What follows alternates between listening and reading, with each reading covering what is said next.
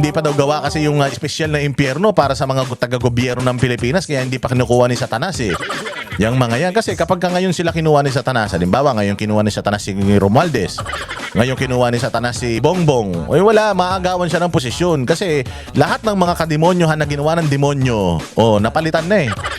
May mas demonyo pa sa demonyo. Ang pinaka-demonyo sa lahat ng mga demonyo sa buong kademonyohan, si Bongbong Marcos, yung anak niya si Sandro, at saka yan si Martin Romualdez.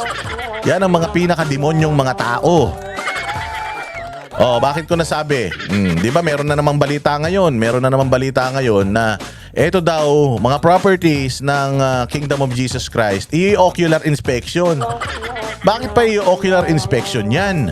16 days nang tumira dyan si 16 days nang tumira dyan yung si General Torre na parang may topak. 16 days na siyang tumira dyan. Sa loob ng 16 na araw, nandiyan sila 24 oras, dare-derecho. Yung lalabas, may papalitan. Diyan na natutulog yung mga pulis. Araw-araw, hinahalughog nila. Yang lugar na yan, walang square inch na hindi sila napupuntahan. Napakadami pa ng mga equipment na ginagamit nila. Meron pa silang pang heartbeat, meron pa silang pang x-ray, meron pa silang pang red infrared. May mga drone pa sila na lumilipad kahit no drone, no fly zone dyan sa lugar na yan. Kompleto sila. Tapos meron pa silang mga high definition camera na in-install sa mga magkakabilang mga establishments sa paligid ng Kingdom of Jesus Christ. Nasuzoom nila, pati yung kuyukot mo makikita ng mga hudas na yan. Lahat as in, araw-araw inspeksyon. Yung alam nyo ba yung mga taga-KOJC no nandiyan? Kasi nandiyan kami. Yung mga taga-KOJC, hindi na sila makapaligo kasi minsan maliligo ka, biglang may kakatok. Mag-search po kami, naliligo ako eh. Pagka hindi mo binuksan yung pinto, baka sabihin may tinatago ka. O hindi ba? Napaka-stricto dyan. Dyan sa Kingdom of Jesus Christ, yung mga lalaki at mga babae, hindi yan naghahalo. Unless yung ministry mo at yung ministry nito nag-overlap o meron kayong transaksyonnes, doon lang kayo. Pero hindi naghahalo ang mga kababaihan at mga kalalakihan dyan. Pinagbabawal yan dyan. So ngayon, ang mahirap niyan kasi kahit lalaki ka, sa mga magkakahiwalay kasi ang dormitoryo diyan eh. May dormitoryo ng mga babae, exclusive 'yon sa mga babae. May dormitoryo naman yung mga lalaki. Ang problema doon sa dormitoryo ng mga babae, mga lalaki yung mga nagpupunta. Syempre hindi naman pwede 'yun, parang wala nang paglabag na 'yun sa respeto eh. Kasi yun, batas yun sa kanila na ikaw hindi ka pwede, lalaki ka, hindi ka pwede rito. Pero yun ito yung mga circumstances na special, ika nga. So ang tagal-tagal nila dyan, kahit doon na lang sa may kangkungan, meron sila doon sa may malapit na sa may runway ng airport. May mga kangkungan doon, hanggang doon nakakarating sila, nagkakalkal sila doon eh. Ni-lockdown nga nila yung yung area dyan kung saan nakapark yung mga aeroplano tsaka mga helicopter ng Kingdom of Jesus Christ. Lahat, as in, walang pinalagpas. Kumbaga, lahat ng pwede mong tapakan sa buong property na yan, natapakan nila, naikot nila araw-araw sa loob ng 16 na araw. Alam nyo ba, sa loob ng 16 na araw, sila nga may-ari ng compound eh. Hindi ka makapunta doon sa simbahan nila, hindi ka makapunta mag-isa doon sa kingdom nila na kinoconstruct pa, hindi ka makapunta doon sa mga parkingan nila ng mga sasakyan nila, hindi ka makapunta dahil nga sila ang may control. Sila ang may-ari, yung mga taga-KOJC ang may-ari ng property, pero nagpapaalam pa sila doon sa mga pulis. Anniversary nga yung mismong katedral nila, yung mismong simbahan nila, hindi nila nagamit eh. Nagmamakaawa sila sa mga pulis. Saan ka naman makakita? Ikaw may-ari, ikaw pa nagmamakaawa gumamit. Baka naman po pwede, pagamit lang kami kasi anibersaryo ng simbahan namin, magdadasal kami, diyan kami nagdadasal eh. Alam nyo ba kung saan nagdasal yung mga taga-Kingdom of Jesus Christ? Sa ilalim ng ambon. Sa ilalim ng mainit na araw, doon sila sa open field, doon sila nagtipon-tipon, doon nila sinelebrate yung kanilang anibersaryo. Habang anibersaryo, nandiyan dyan yung mga pulis na yan. Walang umalis, hindi lang dyan sa property na yan. Sa lahat ng mga properties ng Kingdom of Jesus Christ, nandoon yung mga pulis. Ano pang gusto nyong mangyari? Yung ocular inspection nyo pa. Bakit hindi na lang kayo makipag-cooperate, makipag-coordinate kay Torre, kay Marbil, DILG, sa DOJ, kung ano yung mga natuklasan nila dyan sa loob ng 16 na araw. Sa sobrang wala nga silang natuklasan dyan sa loob ng 16 na araw, naghukay nga sila eh. Wala na nga silang makita, hinukay-hukay na nga nila yan eh. Dahil nga, nagpaikot-ikot sila dyan ni isang miyembro. Walang lumapit sa pulis na sinabing inaabuso ako. Tandaan ninyo, yung mga pulis dyan, di barel. Yung mga pulis dyan, full battle gear. Yung mga pulis dyan, kompleto. Kung meron sanang inaabuso, kahit isa, dyan sa mga properties na yan, kahit isa man lang sana, kung halimbawa may kulungan dyan ng mga miyembro, di sana nakita yan ng mga pulis na umiikot dyan araw-araw. Lahat, pati dingding, kinakamot nga nila eh. Pati nga salamin, kinakatok nila eh. Baka two-way mirror daw eh. As in, ganun kagrabe ang sitwasyon dyan sa Kingdom of Jesus Christ during that time. Mga bossing, during that time, as in, lahat na kakalkal nila, pati kaldero, binubuksan nila. Ano pang ocular inspection ang kailangan nyo? O baka gusto nyo lang talagang kunin yung mga properties nila na sinasabi, kasi parang sinasabi nila, meron daw, yung kanilang pagpa-fundraising. Hindi po masama ang pagpa-fundraising, ha?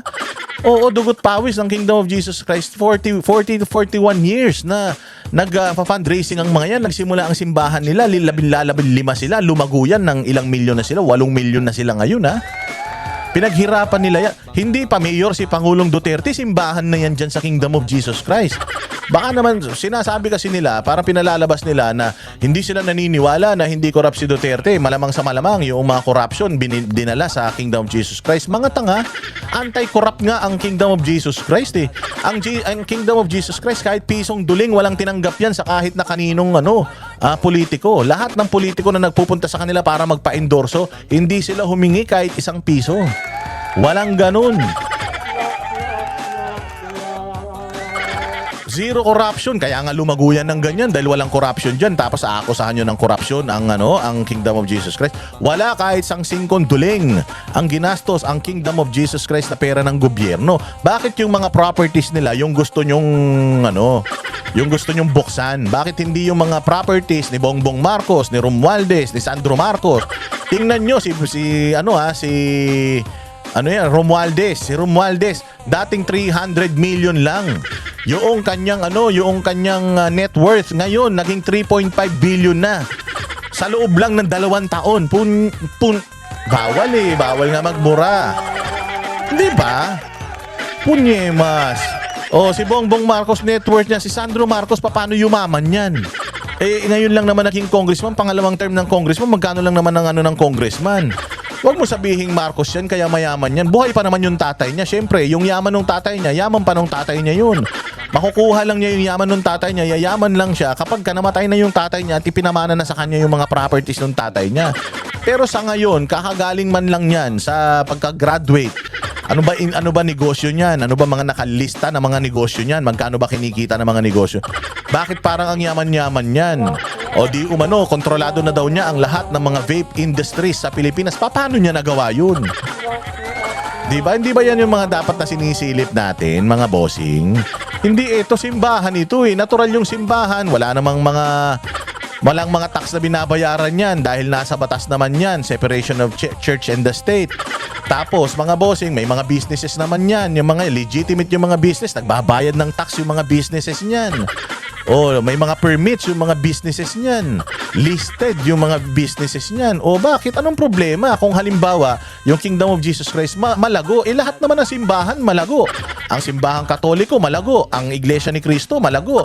Ang Jesus is Lord malago. Lahat ng mga simbahan malago. El Shaddai malago.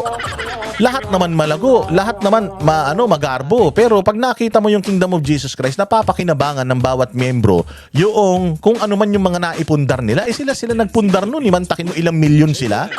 Isipin nyo na lang, ilang milyon sila sa 8 milyon na mga miyembro nila. Bawat isa lang dyan magbigay ng piso, di may 8 milyon sila araw-araw. Di nyo ba nagigets yan? Imagine nyo, nagbibenta pa yan sila ng mga produkto. May mga businesses, aside from their businesses, nagbibenta pa ng mga produkto yan. Mga biskotso, mga otap, lahat ng maisip mo, binibenta nila. Ako nga, isa sa mga bumibili sa mga fundraisers nila mga leche flan, mga biskotso, chicharon, vegan chicharon. Si General Torre nga sabi ni General Torre, pati siya binibentahan dati Nung hindi pa kaaway si General Torre, pati siya binibentahan ng vegan chicharon. Bumibili siya sa Kingdom of Jesus Christ. Ganyan ang kanilang fundraising. So may fundraising sila. Saan ba napupunta yung fundraising nila? O libre ang eskwela sa mga miyembro nila. O libre sila ng pagkain, libre sila ng bahay basta full-time miracle worker ka. O buti sana kung saan napupunta yung mga pera na yan, napapakinabangan nila eh. Kita nyo nga, wala ni isang property sa Kingdom of Jesus Christ na may pag-aari si Pastor Apollo Kibuloy. Wala siyang pag-aari dyan, nasa simbahan lahat. Diyos mio kayo, nakita nyo na lahat ng mga gusto nyong makita dyan. Ang punto po natin dito, pinupunto natin dito, bakit hindi itong mga demonyong tatlong magpapamilya na ito? Yung silipin natin yung kanilang mga yaman. Sinasabi na wala ni isa na nagsasabi si Pastor Apollo Kibuloy may mali-malitang pera. Walang ganun. Merong eroplano si Pastor Apollo Kibuloy pero wala ni isang picture na may mali-malitang pera na sinasakay sa mga helicopter at sa mga eroplano niya. Lalong-lalo na galing sa gobyerno. Walang ganun. Nag-iisa lang po ang reklamo kay Pastor Apollo Kibuloy. Yung reklamo na yung isang babae daw pinagtitinda siya ng munchkin. Punyeta. Sorry sa pagmumura. Pinagtitinda raw siya ng munchkin. Tapos magkano daw ang kita niya isang araw? 130 pesos. Pinipilit daw siya magtinda. Bawat isa sa kanila responsibilidad na talagang mag-raise ng funds kasi nga lahat sila nakikinabang. Ano gusto mo? Libre ka aral? Gusto mo libre ka tirahan? Libre ka pagkain? Hindi mo paghihirapan, ang kapal naman ng mukha mo. Siyempre, libre ka aral. Pinaaral yung babae na yan eh. Libre tirahan, o libre pagkain, o pati mga lahat ng mga pangangailangan, libre. Tapos pagbebentahin ka ng munchkin, kikita ka ng 130 isang araw, nagreklamo ka pa? Alam mo ba kung gaano kahirap mag-eskwela ngayon? Alam mo, ako nga nung nag-aaral ako, walang pang bigay ng matrikula yung mga magulang ko kung saan-saan ako. Kung saan-saan ako naghanap ng pera para mapaaral ko yung sarili ko. Mantakin mo, nag-a-apply ako sa Jollibee, di ako matanggap. Mukha daw akong nakakatakot. Nag-apply ako sa mga KFC, sa Wendy's, gusto ko mag-self-supporting. Hindi ako matanggap-tanggap sa trabaho kasi yung itsura ko, mukha daw akong kumakain ng manok. Kahit hindi luto. Kaya sabi, wag ka na, mauubos ang pagkain dito. Hindi ako natatanggap. Alam mo ba kung anong hassle ang ginawa ko para lang makapag-aral ako? Tapos kayo libre eskwela, libre bahay, libre tubig, kuryente, libre pagkain. Pagbibentahin lang kayo ng ng biskotso para matustusan yung mga libreng mga kinukonsumo nyo. Galit kayo. So ngayon, yun lang nag-iisang reklamo. Enough ba yung nag-iisang reklamo na yun para i-freeze yung buong asset ng buong simbahan, pati eskwelahan, foundation, lahat i-freeze ninyo dahil lang sa reklamo ng isang tao? Mantakin mo, 8 milyon sila, isang tao lang yung nagre-reklamo, 8 milyon yung hindi nagre-reklamo. Tapos, kutsa yan, dahil lang dyan, mapi-freeze yung mga assets. Di ba? Ganyan ka-demonyo gobyerno, ganyan ka-demonyo si Marcos, si Romualdez, si Sandro, tsaka yung mga tsuwariwap nila. Kaya nga, hindi pa mamatay-matay ang mga yan kasi yung impyerno kinakabahan eh. Sabi ng mga nasa impyerno, kahit nga si Hitler, sabi ni Hitler, putya, maning-mani yung ginawa ko. Lahat ng mga ginawa ko sa nakasalanan sa buhay ko, maning-mani sa ginawa na itong pamilya na to. Ibang klase, legal na pagnanakaw yung ginagawa nila. Tapos sila, malaya, nakakapagbakasyon. Sila malaya na nakukuha nila lahat ng gusto nila. Tapos, eto si Pastor Apollo Kibuloy at sa mga kasamahan niya, nakakulong, simbahan yan. Walang mga krimen, walang mga pinatay yan. Walang mga nilustay na pera ng taong bayan. Tapos sila, 1 taon mahigit na silang nakakulong. Etong mga to, ilang taon na sila sa gobyerno, 4 na taon na silang namumuno, puro pagnanakaw lang ginagawa. Tapos, mga nasa laya. Sinasabi na nga nung 18 Marines, sinasabi na ng 18 Marines, di-deliver kami ng pera sa mga yan. O hindi ba dapat automatic, nakakulong na sila, hearsay din lang din naman lahat ng mga inaakuso kay Pastor Apollo Kibuloy, hearsay lang din naman lahat ng mga inaakuso kay Pangulong Duterte. O bakit silang dalawa nakakulong? Itong mga to, ang dami na, pati ebidensya pinapakita, hindi pa nakakulong ang mga hayop na yan. Ganyan ka-demonyo ang Pilipinas at ganyan ka-demonyo yung mga nandirito sa Pilipinas. Huwag niyong kalilimutan yan na hindi itong mga issue kay Pastor, itong mga issue kay Inday Sara sa ICC, lahat ito ginawa yan para harangan nila yung totoong problema ng Pilipinas. Ano yun? Ninanakawan tayo araw-araw. Araw-araw tayong nilalatigo ng mga yan ng korupsyon. Yun ang araw-araw nagpepenitensya tayo subconsciously, hindi natin alam, pero hinahambalos tayo ng mga yan ng kahirapan, taas presyo ng gasolina, taas presyo ng bilihin, shortage ng mga kung ano-ano. Hayop kayo. Mga demonyo kayo.